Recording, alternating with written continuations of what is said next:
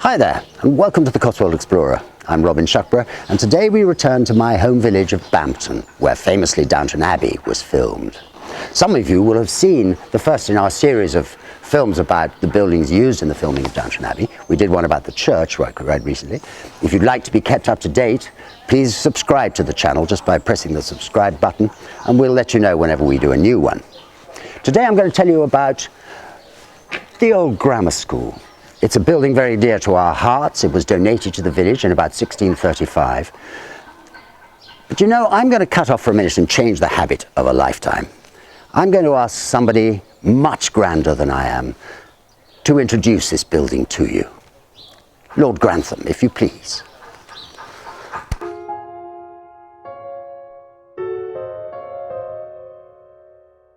This is the Downton Cottage Hospital, where Lady Sybil helped Dr. Clarkson treat recuperating soldiers during the First World War, and where Mrs. Hughes came when she feared she might be seriously ill. The hospital is a stone's throw from the church, where the various Crawley weddings are celebrated, if not always successfully, and it's next to the house where Isabel Crawley lives. The hospital, in real life, is the Old Grammar School at Bampton in Oxfordshire, one of the main locations for the series. Today, as well as being used as part of our set, it houses the local library and a fine village archive. It was built in the mid-17th century as part of a generous bequest in the will of a local gentleman named Robert Vesey, a rich wool merchant. Vesey's vision was for a school to teach children from Bampton and the surrounding villages, and he left enough money to ensure the schoolmaster's wages would always be paid and that there would be coal for the fires to keep the children warm. Thanks very much, Hugh. Now, you know, they tell you that you should never meet your idols. Now, Hugh Bonneville sits comfortably in the galaxy of great British screen actors, and so I was always a little nervous, but he is exactly as generous and kind and charming as you would hope.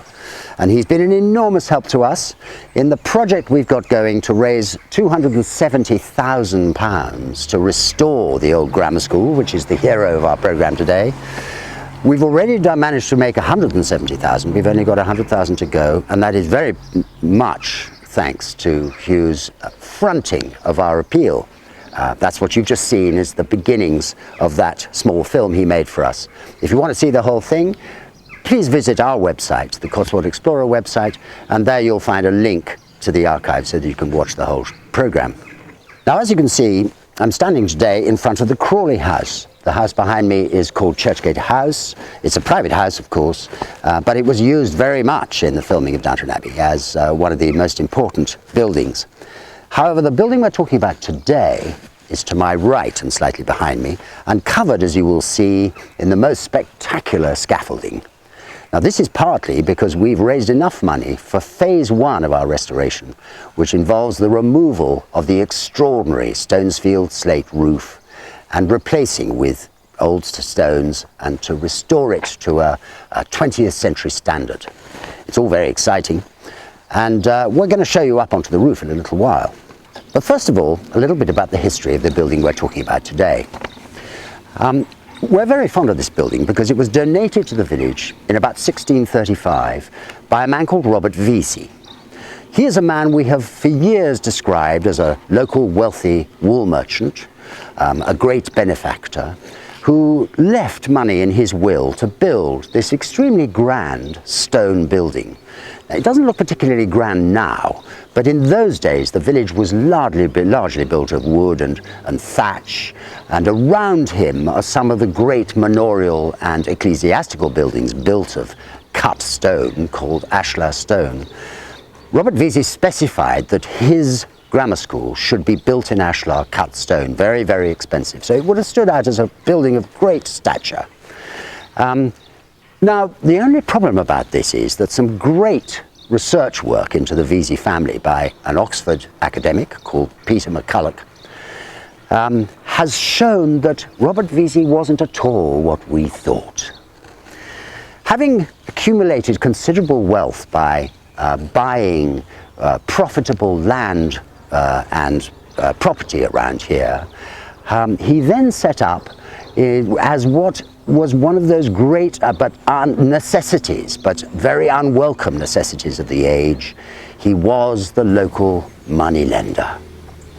As Peter writes so beautifully, I have found no evidence at all to link Robert Vesey to the wool trade, but what there is more than ample evidence for is that if Vesey had anything to do with wool, it was in the metaphorical form of fleecing people.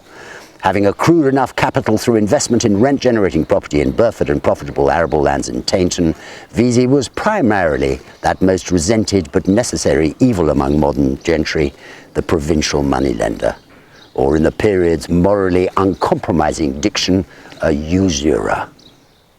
However, we're not going to hold that against him. We're just grateful that his social climbing obsession made him decide to donate the money to build this lovely school in the first place.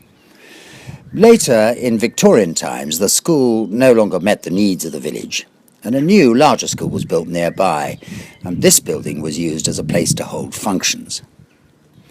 In 1906, 5 years after Queen Victoria's death, the new education authorities decided they didn't need the building and set up a trust called the Bampton Exhibition Foundation to look after it. And come the 1960s, and new regulations led the authorities to declare the top floor unsafe for public use, and the BEF to decide to remove the staircase to prevent access. Something of a decision of its time, it must be admitted. The BEF still own the building, and it is they with whom the Bampton Community Archive have been working with such success to raise the money to restore the old grammar school to its former greatness. The staircase will be replaced. The top floor will house a permanent exhibition of the filming of Downton Abbey in Bampton, as well as providing a home for the wonderful Bampton Archive. We're going to take you in to have a look at this extraordinary roofing project going on here. The reason this is so extraordinary is that in the Cotswolds, many of the roofs are tiled with natural stone tiles. This is a traditional and ancient system. Most famously, the Stonesfield tiles, which come from a village quite near here, are mined in the most extraordinary way. They're deep mines, so they're underground, where it's extremely damp. What they do is they cut blocks, large blocks of this stone underground, and then they leave them there, damp and wet, until they know there's going to be a frost at night. So they bring them up in the evening, they put them in the field, the frost freezes the water inside these huge blocks and splits them into these thin layers of amazing stone slate. It's an extraordinary system, quite difficult as you can imagine.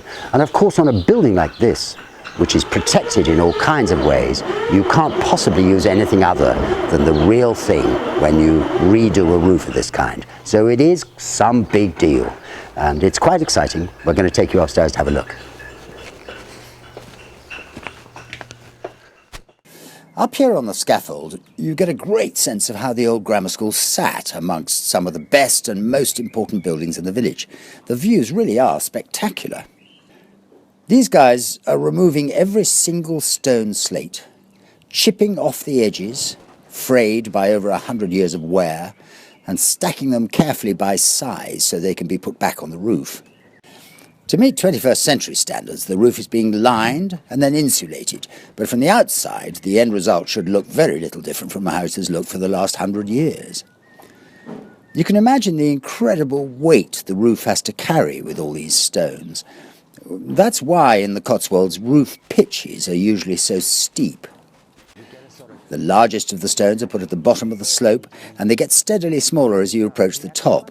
Our roofers, the Great Bicester Roofing Company, are making absolutely sure they don't waste a single slate they believe to be in good enough condition. They're particularly keen to look after the biggest of the stones, which would be extremely difficult to replace. When it's finished in a couple of months' time, we'll show you just how beautiful it looks. Well, this has been a most extraordinary experience, clambering around on the top of this ancient building, being restored thanks to so many of the Downton Abbey fans who've come here and shopped in our small shop in the bottom of this building. We hope you'll all come and visit and see the end result. It should be finished in about 3 months' time. It's currently the beginning of April 2017. We'll sign off now. We'll be back next month with a new programme based on the house you see behind me, which is Churchgate House, the Crawley House in Downton Abbey. where we hope to interview the lady who owns the house and tell you a few of the stories about what it was like being the centre of such an extraordinary film experience. Don't forget, you can find us on Twitter, you can reach us on Facebook, and if you want to visit the website, it is thecotswoldexplorer.co.uk. Please subscribe to the channel, and we'll see you next month.